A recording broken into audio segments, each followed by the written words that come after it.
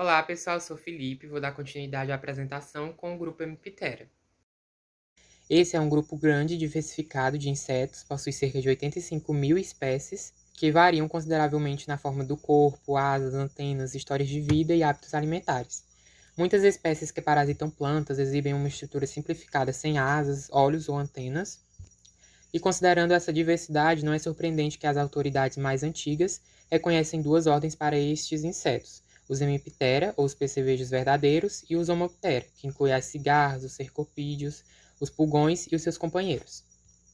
Atualmente, 5 subordens podem ser conhecidas: a Heteroptera, que são os percevejos verdadeiros, com quase 40 mil espécies descritas, o Coleorhynchia, que são os percevejos com menos de 30 espécies, Cicadomorpha, que são as cigarras, cigarrinhas e os cercopídeos, com cerca de 30 mil espécies descritas, Fulgoromorpha, que são os fulgorídeos, Jequitiranaboia e outros, com cerca de 12 mil espécies descritas, e Sternorhynchia, que são os pulgões, psilídeos, cochonilhas e moscas brancas, com mais de 16 mil espécies. As características mais uniformes nesta mescla de diversidade consistem nas peças bucais, que são de um tipo picador-sugador específico, composto de 4 estiletes de perfuração, as mandíbulas e as maxilas, envolvidos por uma bainha delgada e flexível, o lábio, normalmente segmentada.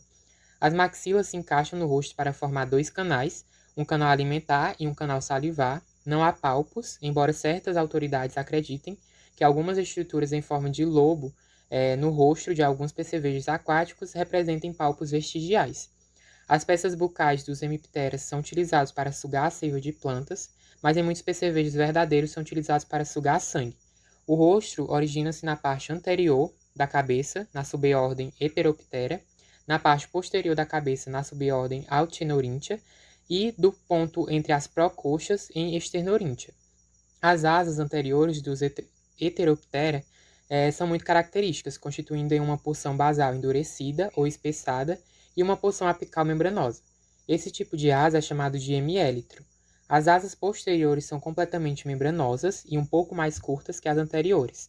As asas em repouso são mantidas planas sobre o abdômen, com as porções apicais membranosas sobrepostas. Em geral, os hemiptera sofrem metamorfose simples. O desenvolvimento em moscas brancas e cochonilhas lembra a metamorfose completa pelo fato de o último estágio ninfal ser semelhante a uma pupa. As histórias de vida de alguns Sternorhynchias são muito complexas, envolvendo gerações bissexuais e partenogênicas, indivíduos e gerações alados e não alados, né, que conseguem voar e não conseguem voar, e algumas vezes alternância regular das plantas que servem como alimento.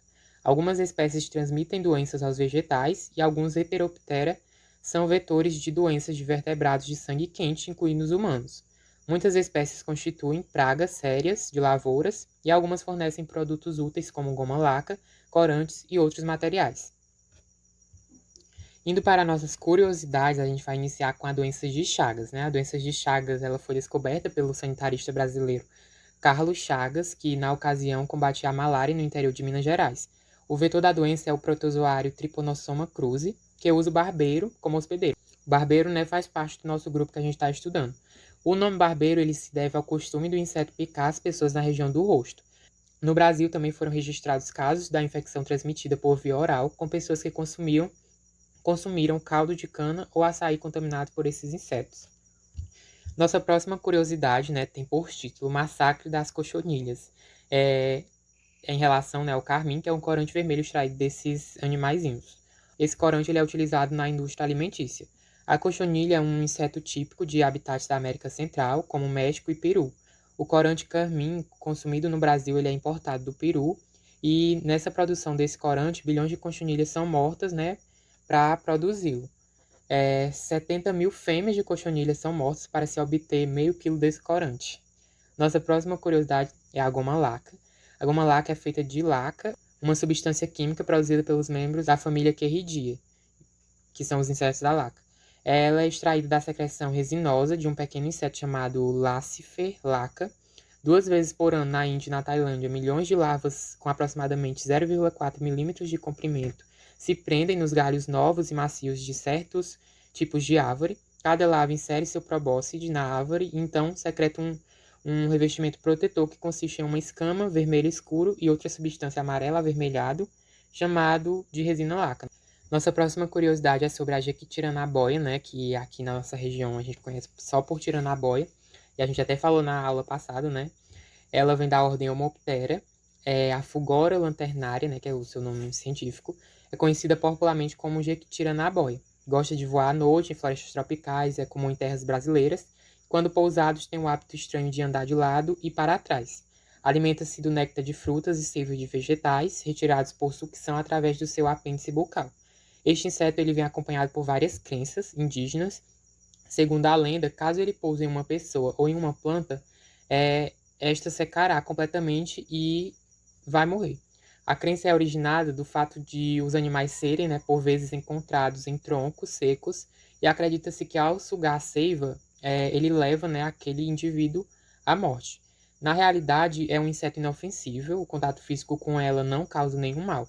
Só ocorrerá algum dano ao vegetal se o número, né, de insetos que o sugam for muito grande e se a planta já tiver meio doente, já tiver debilitada.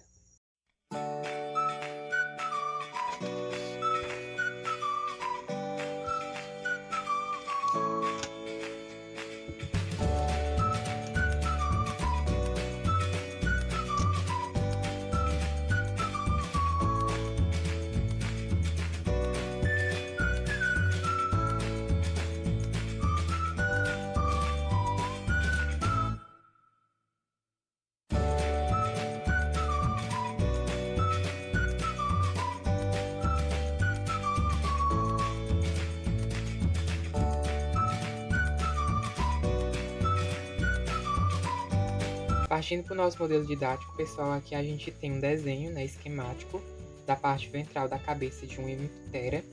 Aqui a gente pode observar, né, as duas antenas, os olhos compostos. Aqui eu vou ter a gula, que é essa regiãozinha aqui.